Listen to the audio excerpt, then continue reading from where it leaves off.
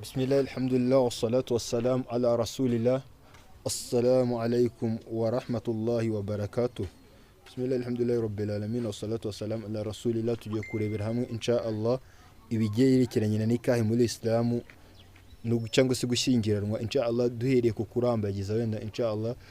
Ndasaba Allah anshoboze kuvuga ibikwiye ndetse no kubitanga mu buryo bukwiye, mbasaba namwe ko urwibutso nyuma yo kuza kurukurikira tuza kurugeza no ku bandi tugafasha benshi insha Allah.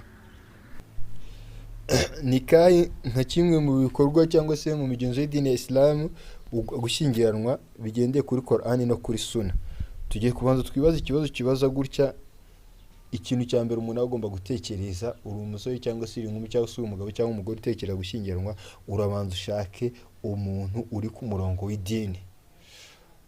Hanyuma ikibazo cya kabiri uhita wibaza none kirabaza ngo iki: umuntu uri ku murongo w'idini mbere y'uko umushaka urabanza uyibeho, kubera ko ntago wowe uri kubuze kuba uri umuhakanyi ushaka umwemera Imana, ahubwo urabanza ushaka umurongo w'idini, ariko ubanze uwa mbere niwe ugomba kubanza kwitunganya ukamenya ngo wowe umurongo uriwe. Cya gatatu, ni gute none uri bubone uri ku murongo w'idini? Hari uburyo bugiye butandukanye bwo kuba wabona umuntu uri ku murongo w'idini. Bijyanye n'iki? Ushobora kubaza kuganira n'ababyeyi bawe, ushobora kuganira n'imiryango, ushobora kuganira n'abafitanye isano, ushobora kuganira n'abaturanyi, cyangwa se ukabaza imamu w'umusigiti nyine, kubera ko ntabwo uzabona umukobwa uri ku murongo w'idini ngo umubone ahandi hantu uretse ko uzamubona nyine umurangiwe n'abantu bamuzi, kubera ko uzabanza wicare uganire n'abantu nyine. Ntabwo uzavuga gusa ngo uragiye ngo mu nzira uhite umutoragura cyangwa se uhite umubona, ahubwo bizasaba ko umurangirwa n'abandi bantu, kubera ko bamuzi, kubera ko aba bantu baba bakora ibikorwa byiza barindwa n'Imana, kugira ngo umubone nyine bizasaba ko aba ari ahantu umurangirwa n'abakora ibyiza. Nushaka ko mu kabari uzamurangirwa n'abakora mu kabari, nushaka gukora ibikorwa byiza uzamurangirwa n'abakora ibyiza. Nibo yani, ubwo ni uburyo bwa mbere.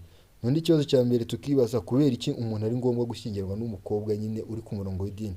Nawe Imana sallallahu alaihi wasallam yaravuze muri hadith, yaravuze ngo umukobwa azashakwe cyangwa se umugore azashakwe hashingiwe ku bintu bine: umutungo, umuryango aturukamo, ubwiza n'idini. Nawe Imana sallallahu alaihi wasallam itivuga ngo ibyo bitatu byose ntuzabyiteho, uzace ute ku cya kane, aricyo cyo kuvuga ngo ushingiye yani urebeye ku idini, kubera ko ibyo bitatu bindi, ubwiza burashira, umuryango hari igihe ugenda ugashira nawe cyangwa se ugatandukana, bakaba ari umuryango munini kudahuza, ndetse n'ubutunzi burashira, ariko ufite idini azahora ari mwiza. Iyo ni hadith iri sahihi mu gitabo cya Bukhari, hadith y'ibihumbi 590.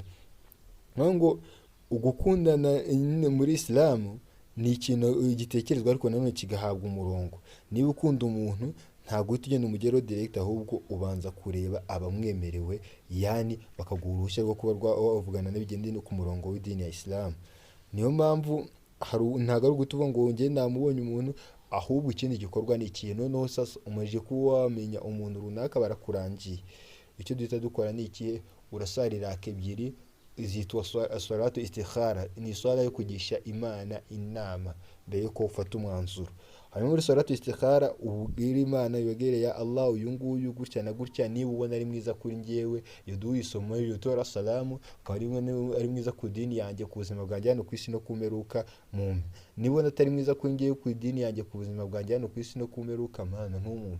Ntabwo tuzanamo santima nyinshi, Imana namukunze none urabona, oya, kubera ko hari igihe ukunda wowe atari mwiza kuri wowe. Niyo mpamvu dusaba Imana kwiduhitiramo ibyiza. Hanyuma none iyo umajije kuganira n'abandi bamwemereye wenyine, wamaje kubona ibimenyetso by'uko uwo muntu agatangira kukuratira, ukabona ibyiza bari gukora ibiswara, ukabona ibyiza ku muntu, ubwo ari khairi kuri wowe. Iyo utubonye utangiye kumva inkuru zikuvuga ngo uriya muntu ashobora kuba atari mwiza, ubwo Imana ibaguha igisubizo cy'uko uwo muntu ashobora kuba atari mwiza, ujya ku ruhande. Niyo mpamvu none iyo uhita utangira, iyo umajije noneho kuba wanyura muri izo nzira, hakurikiraho iki? Hakurikiraho ko usaba nyine kuba wahuzwa nawe. Biremewe mu Islam kuba mwahura, ariko ntago muhura mwenyine, ndetse ko haba hari umuhagarariye. Yani bisobanuye iki? Haba hari umuhagarariye, mukajya kuganira nyine. Turaza kureba abawemerewe umuntu, kugira ngo utazavuga ngo nubonetse wese, oya, hari abantu amategeko y'idini agena. Niyo mpamvu iyo tugiye kureba muri hadithi, niyo ngo hari ibintu byinshi twitaho rimwe na rimwe umunsi biri kwirengagizwa, ariko nanone biza kurangira bitugizeho ingaruka, kubera ko Imana sallallahu alaihi wasallam yavuze ngo uyo umugabo cyangwa umugore bari bonyine, nta wundi muntu ngo wa gatatu aba ari shayitani. Niyo mpamvu iyo bagiye guhura nabwo ntabwo baba ari bonyine, ntabwo ari umuhungu n'umukobwa, ahubwo bagomba kuba bahagarariye umukobwa. Kubera iki? kubera ko nyine ni uko nguko idini yacu imeze. Hanyuma noneho barahuye, noneho katumve uburyo dutangira kuyitegura bijyanye n'iki n'amategeko y'idini tugendeye kuri Quran no kuri Sunna. Icya mbere ni iki? Ni umugambi. Ni ukuvuga ngo bagomba kuba bose umuhungu n'umukobwa bafite umugambi wo gushyingiranwa kubera Allah no kugira ngo buzuze idini, kubera ko gushyingirwa ni kimwe cya kabiri mu bigize idini. Ngo bose bagomba kuba bafite intego y'uko idini yabo bashaka ko yuzura. Ngo ari umuhungu n'umukobwa bose bagomba kuba bafite intego y'uko bashaka kugira gute gushyingiranwa. Ibyo ngibyo bishimangirwa n'iki? Hadithi y'intumwa y'Imana sallallahu alaihi wasallam mu gitabo cya Bukhari, hadithi ya mbere, intumwa y'Imana sallallahu alaihi wasallam ivuga ngo innamal a'malu binniyati, buri gikorwa cyose kigendana n'umugambi. Icya kabiri ni ukuba hasabwa nyine uruhushya. Hanyuma uruhushya rusabwa nyine umuhagarariye umukobwa. Uwa mbere umufiteho rero umurinzi wa mbere cyangwa se umurebera wa mbere ni umubyeyi we, papa we umubyara. Iyo adahari nyine nibwo harebwa uburyo izo nshingano zafata undi muntu mubatanye isano cyangwa se zigafata imamu. Nk'uko intumwa y'Imana sallallahu alaihi wasallam yavuze ngo nta bukwe nta nikahi idafite uhagarariye umugore. Iyi ni hadithi mu gitabo cya Sunan Abi Dawud. Hanyuma igikurikiraho ni iki? Habaho kwemeranya ku kijyanye n'inkwano zijyanye n'uko n'ukuri k'umukobwa. Ibi ngibi nabyo bivaye intumwa y'Imana sallallahu alaihi wasallam yaravuze ngo Allah yavuga muri Quran muri surati Nisa aho ngo abagore nyine bahabwe inkwano zabo. Ibyo ngibyo kandi inkwano zishobora kuba amafaranga, zishobora kuba imikufe, zishobora kuba ikindi kintu cyose gifite agaciro cyemeranijweho n'impamvu n'impande zose mu buryo bwumvikana. Ikindi ni ikihe? Ni ukuba hari abahamya. Abahamya bagomba kuba ari abagabo babiri bakuze bahagarariye nyine iyo nikah, kubera ko Imana sallallahu alaihi wasallam yavuze ngo nanone nta bukwe cyangwa nta nikah iba muri Islam kiretse ko haba hari uhagarariye umukobwa umutanga, hakaba hari n'abahamya babiri byibuze. Kandi ikindi ni iki? Ni ukuba mu masezerano mu kubana nyine hari icyo bumvikanye, nyine hari uburyo basezeranye kubana, kubera ko uhagarariye umukobwa uhagarariye umugeni ndetse n'umwakira agomba kuba ari amasezerano y'izo mpande ebyiri, ko umukobwa hari umuhagarariye ko amutanze, akaba ari n'uruhande rumwakira, kandi ibyo ngibyo bigakorwa buri ruhande rwose rubyemeza ndetse rugaporopozwa rukanemeza. Inama ni ahangaha ni ukuvuga ngo bigomba kuba ari amasezerano agaragara yumvikana, bigakorerwa mu ruhame ku buryo abantu bose babyumva. Hanyuma ikindi ni ikihe? Ni ukutuba cyangwa se ni imbwirwaruhame ntoya yibutswa nyine yibutsa abo bagiye kubana uburyo bwabo bwo kubana. Niyo mpamvu urugero n'ubu muri surati Nisa, Imana nyagasani subhanahu wa ta'ala kuri aya mbere muri surati Nisa iravuga ngo iki? Ngo yemwe abemeye mutinye Allah we wabaremye abakomoye mu bandi. So niyo mpamvu iyo tugiye kureba mu gushyingiranwa hari ibintu byinshi nyine tureberaho muri Islam. Ikindi ni ikihe?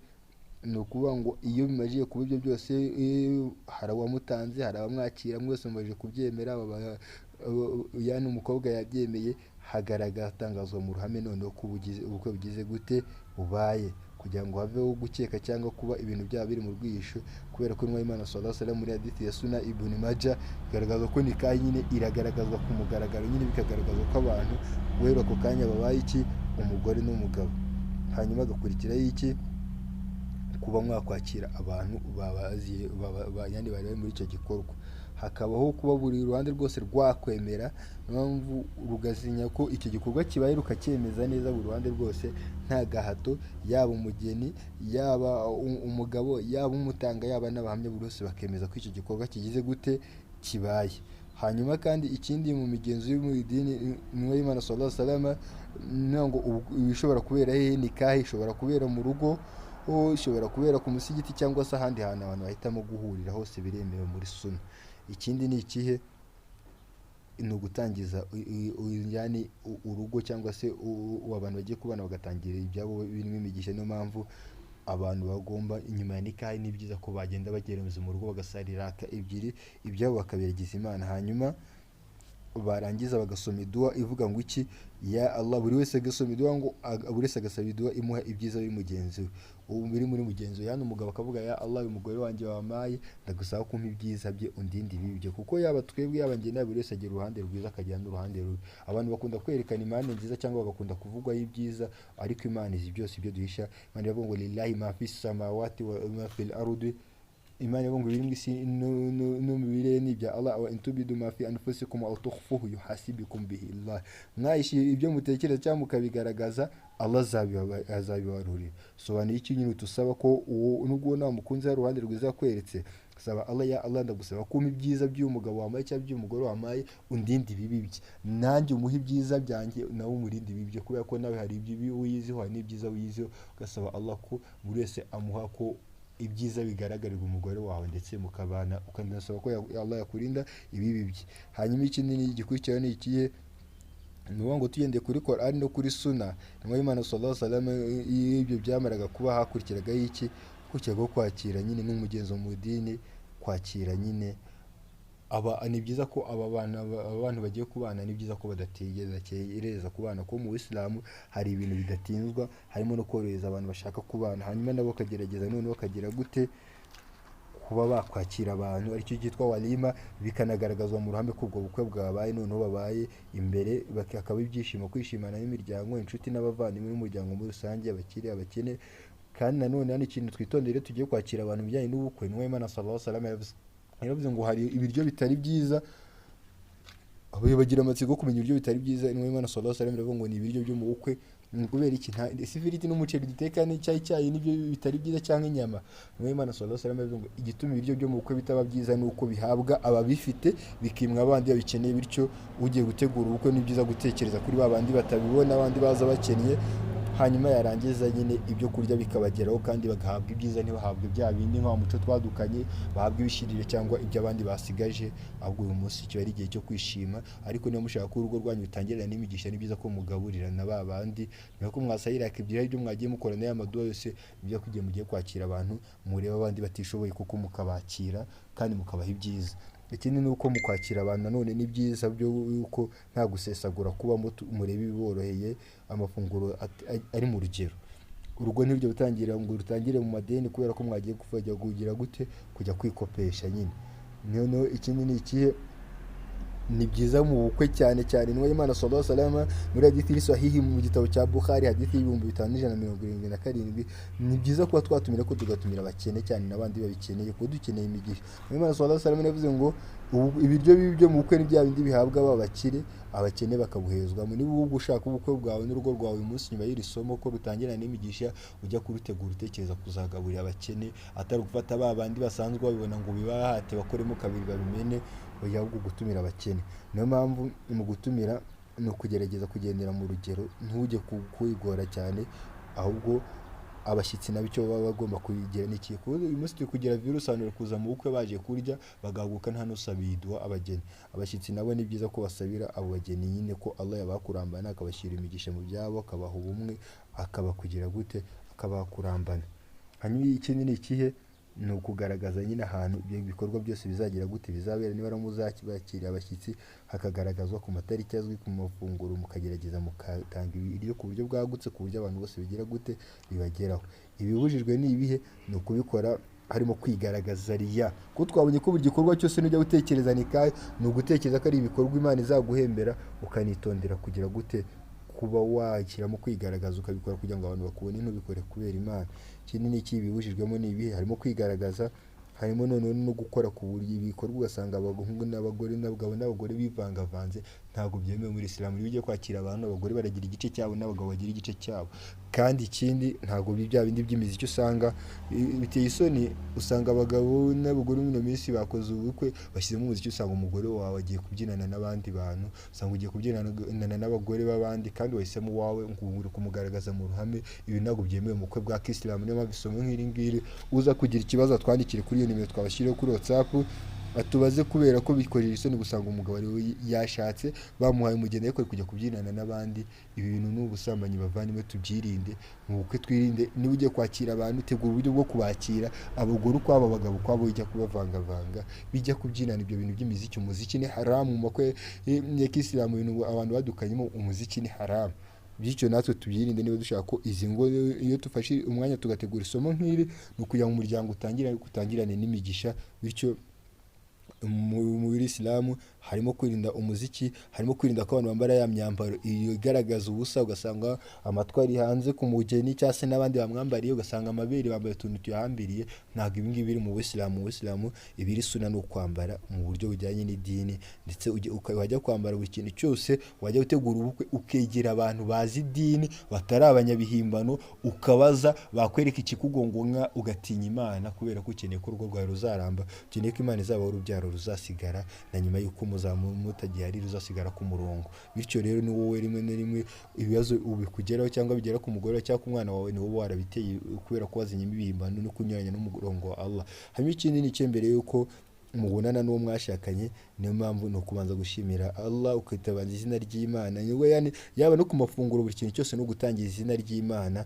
Hanyuma twarangiza no kuyafata abantu bagashimira, bakibuka ingabire z'Imana. Hanyuma ikindi ni ikihe, biremewe nyine yuko abantu igihe bari kwishimira ubukwe nyine bashobora gukomeza bakenjoyinga, bakagira gute, bagakora ibikorwa bigiye bitandukanye ko bitarenga umurongo w'Imana. Hanyuma yuko abantu bashyingiranywe, buri wese no guhita amenya inshingano ziwe no kugerageza kuzubahiriza. Harimo kurinda ubwambure n'iki, kurinda ukamenya ko niba uri umugore wabaye umugore w'umugabo, ntabwo ukiri uw'abantu bose. Si biriya twazanye abantu bahita bifotoza amafoto yo kujya ushyira ku mbuga nkoranyambaga. Imitako yawe n'iy'umugabo wawe ntabwo ari iyo kujya kwereka abantu ku mbuga nkoranyambaga, abantu bose babone kujya ubukwe bwawe, wabaye umugore w'umugabo, wabaye umugabo w'umugore. Igisigaye ni uko mutangira kurinda iki, iby'Imana yabahaye. Niyo mpamvu rimwe na rimwe abantu bari kutugira ishyari kubera ko twaryiteye, ugasanga niwe ugiye kwerekana umugore wawe, ugiye kwerekana ahantu hose, ugiye kumurata, ejo Allah yakuteza ba bandi bagira ibibi, ugasanga ubukwe bwawe hinjiyemo ibindi bintu kubera ko ari wowe wishyize ku karubanda. Ni byiza kurinda abo twashakanye, turinda gushyira amafoto yacu hanze ngo ujye kugaragaza ibyawe byose, kubera ko ntabwo uzi mu bantu baje mu bukwe ngo niki, ni bande bakwishimiye, ni bande bakwifuriza ibyiza. Niyo mpamvu Imana itubwira muri Qur'an, mu madomo muri Qur'an, Rabbana hab lana min azwajina, nyagasani tugabire mu bafasha, wa dhurriyatina, no mu rubyaro, qurrata a'yun waj'alna lil muttaqina imama. Niyo ngo kujya tuzabahamya, tuzabayobozi b'abandi, uko tugomba kubanza kuyobora twebwe ubwacu. Hanyuma ikindi wenda dusorezaho ni ikihe, ni ubusaba umuntu asaba mbere yuko abonana n'uwo bashakanye. Wenda inshallah tuzareba mu masomo ataha ni we bukwe butemewe, ni n'abahe bantu utemewe gushyingiranwa, ni bande mwemerewe gushyingiranwa. Inshallah turasaba Allah twakire, niba twavuze ibidakwiye tubabarire. Ni ukuvuga ngo iyo mugiye kubonana n'uwo mwashakanye, usaba Allah ku izina ry'Imana, wanjye babone ya Allah, twikinze ku Mana ngo turinde shayitani wavumwe. Imana nunaduha urubyaro kubw'iki gikorwa tugiye gukora cyo kubonana n'uyu nguyu, cyangwa se uwo Imana yakugeneye kuba ugiye kubonana nawe, saba Allah ko nabaho urubyaro azarurinda shayitani wavumwe. Niyo mpamvu ni byiza cyane ko buri kintu cyose mu Isilamu kigenda ku murongo, uburyo muri kwishimana ariko mukazirikana ko mukeneye ko Imana ibaha urubyaro rwiza, izarinda shayitani, izarinda ibibi, buri kibi cyose Imana ikakibarinda. Bityo turasaba Allah ko adushyire imigisha mu bacu bashakanye, bubakanye, ngo turasaba Allah bashyiremo imigisha, ndetse n'abandi bose bifuza gushyingiranwa turasaba Allah ko abaha gukora ibiri mu murongo w'idini, amategeko y'Isilamu bitanyuranye no mu murongo w'idini, habeho kwishima mu rugero, ndetse bitaba ari ugutandukira umurongo w'idini. Turasaba Allah ko abasore bacu, inkumi zacu, yabaha abafasha beza bazabo bafasha mu kubaka, ndetse abakobwa abagabo beza bazubaka. Kuko Imana iravuga muri Qur'an, muri surati Nur, abagabo beza n'abagore beza, n'abagore beza n'abagabo beza. Bityo niba ushaka umwiza, tera intambwe nk'uko ariho twatangiriye, ube mwiza, kubera ko wishaka ko Imana iguha umwiza wowe utari mwiza. Bityo uri gushaka umugeni ushaka, ubanze wisuzume ko nawe uri uwo mugabo. Bityo Allah turamusaba tubabarire aho twateshutse, atwongeye kuyoboka no kuganduka, dushyira imigisha mu byacu no mu wacu. Allahumma salli wa sallim wa barik ala Muhammad, la ilaha illa anta subhanaka inna kunna minadh dhalimin. Subhanaka Allahumma bihamdika, nashhadu an la ilaha illa anta, nastaghfiruka wa natubu ilayka. Subhana rabbika rabbil izzati amma yasifun, wa salamun ala al mursalin, walhamdulillahi rabbil alamin. Wassalamu alaykum wa rahmatullahi wa barakatuh.